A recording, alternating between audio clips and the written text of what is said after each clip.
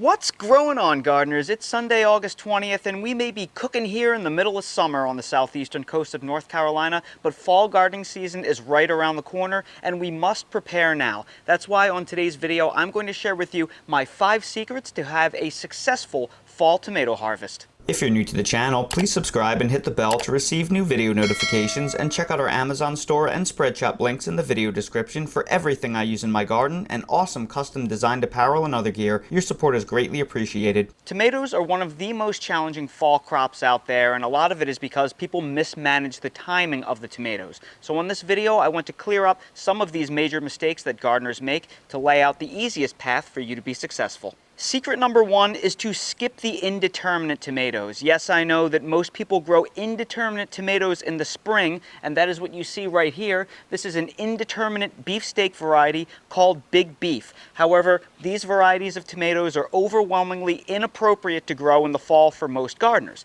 That's because indeterminate tomatoes grow as a vine. They will grow indeterminately until they are killed by frost, by pests, or by disease. So because of that, they're always putting roughly 50% of their energy into growing green growth. That's why these vining type tomatoes tend to only ripen a couple of tomatoes at a time. They just don't have the energy in there that they can ripen entire clusters of tomatoes quickly. And that is what we need to do in fall, because we quickly run out of the warm weather that tomatoes need for energy. The types of tomatoes that most of us should be growing for fall are determinate style tomatoes. Determinate tomatoes, as the name suggests, grow to a predetermined height. Most of them only grow somewhere between 2.5 to 4 feet tall. And once they top out, they stop growing vegetation. And all of the energy from that tomato plant from there on out goes into ripening the crop. For that reason, determinate tomatoes ripen their harvest much more quickly than indeterminate tomatoes, so they are much more efficient to be growing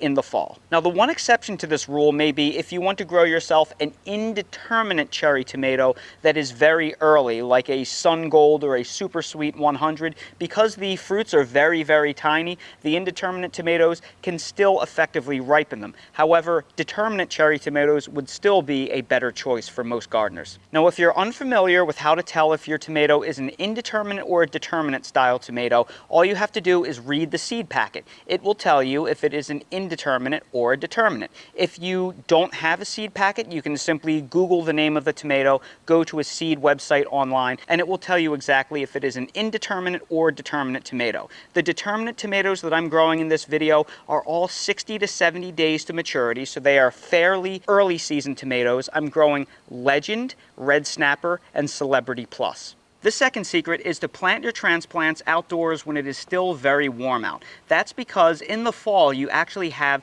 the temperatures working against you. Now, when you plant your transplants out into your spring garden, the day length and the temperatures are working with your tomato plants, because as they grow, the sun will get warmer and more intense, feeding the extra needs of those tomato plants. Now, in the fall, you have the opposite working against you. Because the days are getting shorter and the sun is getting weaker, as the tomato plants get larger and larger, they will demand more energy, but you will actually be getting less energy from the sun itself. So you really need to get these out earlier than you probably think you do in order for you to have enough time for them to mature and actually produce fruit, ripen that fruit, and you can harvest them. Now, all the tomato seedlings in that seedling tray I was just holding were about 6 weeks old, so they are ready and raring to go to get out into my garden. So in order for me to plant those seedlings as 6-week-old transplants in the middle of August, like I need to do to give them enough time to ripen, I have to start sowing those seeds, believe it or not, in mid to late June. So for those of you who haven't started seedlings yet, unless you live in South Florida or South Texas or Southern California,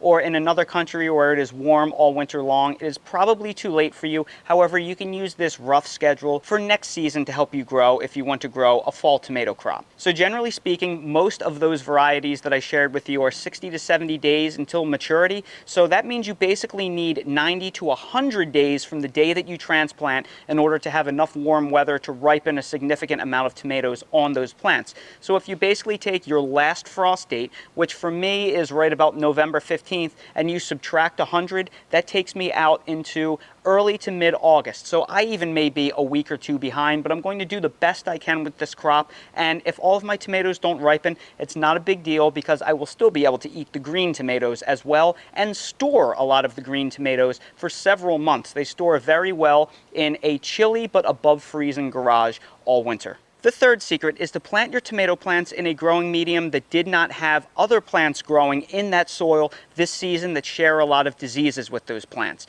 And that will be specifically nightshades and cucurbits. Your nightshades are going to be other tomatoes, peppers, potatoes, and eggplant. And your cucurbits are going to be your melons, your cucumbers, your squash like zucchini or winter squash. They will all share a lot of the same diseases. And you don't want to plant your nice healthy transplants in soil that may be infected with other disease. Now, because I had so much success growing my tomatoes in straw bales over the summer, I'm actually going to plant these new tomatoes in new straw bales. So what you see right here are seasoned and conditioned straw bales. I went through the seasoning process 2 weeks ago, and they are all ready to plant in. So I will effectively be planting my tomatoes in a sterile growing medium, so they should be relatively disease-free because, hey, we're in the summer. It's hot and humid, so there's a lot of tomato diseases that are still active right now. And I want to do everything I can to keep my tomato plants as clean as possible so they don't get diseases too early in the season. I need these babies to live all the way until November in order to have my best harvest possible. The fourth secret is to remove any diseased tomato plants that are growing nearby. Now, these are my old dwarf tomato project tomatoes that I planted back in late March, early April. And as you can see, things are looking pretty rough in here. They have been dead for months. And you can also see that my straw bales are over there. So these plants obviously still have diseases left on those leaves. And if the wind blows from this direction, they can blow fungal spores or bacteria over to my tomato plants there. So I obviously don't want that to happen. I need to finish cleaning out this tomato bed and remove these plants before long. Also, if you have other nightshades that are nearby, like peppers, tomatoes, or eggplant that have diseases on them, you may want to remove them as well. Now, my pepper plants are actually planted underneath this shade tarp right here, and for the most part, they still look really good. They don't have a whole lot of diseases on them, just a little bit of bug damage here and there, so I'm not too concerned about that, especially because the shade tarp, it's going to keep them basically out of contact with any of my other plants. So I don't think that is going to be a big deal. However, if you have open beds of peppers or potatoes that are showing lots of blight on the leaves, you may want to move your tomatoes further away from them. The fifth and final secret to growing the best fall tomatoes that I've found is to plant your tomatoes out early, and if it is still too hot for the tomatoes, plant them underneath 40% shade cloth to keep them cool in the hot weather. Now, here where I live, the next week is going to be in the mid-90s. It is going to be hot and dry with heat indexes well into the hundreds, and the hot weather is still going to persist into September. That being said, it is a common mistake that gardeners make that they wait until the temperature cools down and it becomes comfortable, and then they plant out their tomatoes in the cooler weather. This will almost guarantee a disaster because what will happen is the tomatoes will run out of heat because fall will quickly turn into a cool season, and then it'll be too late and you won't ripen any crop. It is far better to plant out your tomatoes too early and cover them and protect them with shade cloth than it is to wait until the temperature is comfortable and plant them out unprotected. Please spend the $20 or $30 on a piece of shade cloth. It will pay for itself for years to come. I will link to this exact shade cloth that I like to use that is the best quality that I've found on Amazon down in the video description. It will change the way you grow your warm weather season crops in summer. It does amazing on all of the plants that I plant underneath it when we get the really bad heat and the strong UV index of the summer. And then of course, when temperatures become more reasonable in mid to late September, I'll simply remove them, and then the tomatoes will have a huge jump start because I didn't wait until it's too late to plant them out into my garden. Okay, now I have my shade cloth up, and it is in front of all of the tomatoes relative to where the sun rises.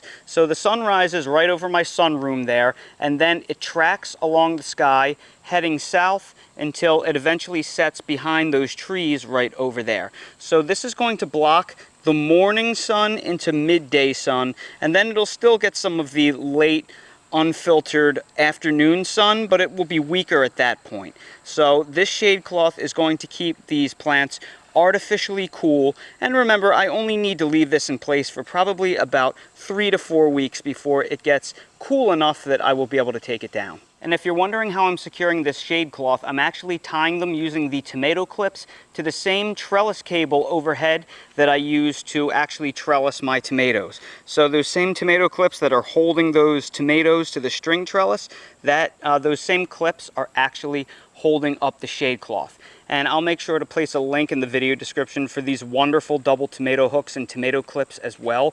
This is by far my favorite way to grow tomatoes. Even though these are determinate style tomatoes and they don't vine, it still does a great job at supporting them. And those right there are 5 secrets to have success growing fall tomatoes. When it comes to fall gardening, most of your success is going to come down to timing, timing, timing. And fall tomato gardening perhaps is the most time sensitive of all the fall plants. So hopefully this video is chock full of tips that you can help apply to your next fall tomato garden. If it's too late in the year for you to start your tomatoes right now, well, you can apply all of these tips for next year. So make sure to bookmark this video so you can watch this in early summer when it comes time to start your fall tomatoes from seed. So everybody, I sure hope you found this video helpful. If you did, please make sure to hit that like button, subscribe to the channel, and please ring that notification bell so you're notified when we release more videos like these. If you're curious about any of the products that I used in this video, I will place direct links to all of them down in the video description, and for everything else I use in my garden in real life, I will link down to my Amazon storefront link in the video description.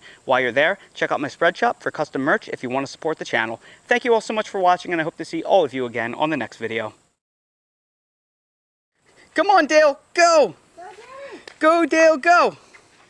Dale's got his new toy! Yeah, Dale! Let me see that thing. Let me see it. Let me get it. I'm gonna get it. Oh, there he goes, there he goes. There he goes, he's so fast.